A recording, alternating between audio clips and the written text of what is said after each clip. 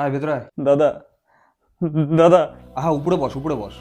দাদা, আমার মেয়েটাকে ওরা মেরে ফেললো দাদা। কারা? রাজু, বিট্টু আর সালমান আপনার সাথেই থাকে দাদা ওরা।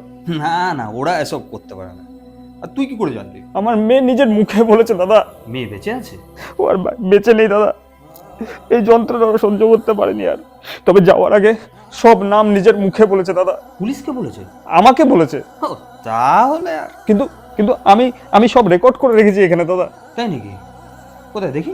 হ্যাঁ, এই যে আমি পুলিশকে এটা দিব দাদা। আমি পুলিশকে সব বলবো। না, কেন? আমি, তুই না, আমি পুলিশকে দেব। তুই বাড়ি যা। ঠিক আছে দাদা। আসুন দাঁড়া, তুই এই টাকাটা রাখ, এই টাকাটা। না দাদা, না, আমার টাকা চাই না দাদা। আমার মেয়েটাকে দাদা, আপনারা ওদেরকে ছাড়বেন না দাদা। আচ্ছা ঠিক আছে, তুই তুই বাড়ি যা, আমি সামলে নেব।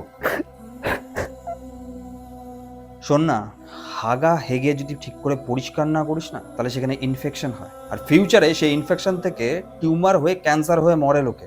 হেগেছিস যখন, পরিষ্কার করিস নি কেন ঠিক করে? যাই হোক, আমি সবটা সামলে নিয়েছি। মালটা এখন রাস্তা দিয়ে যাবে, রাস্তায় একটু হালকা সামলে নে ওকে, ঠিক আছে? হ্যালো দিদি।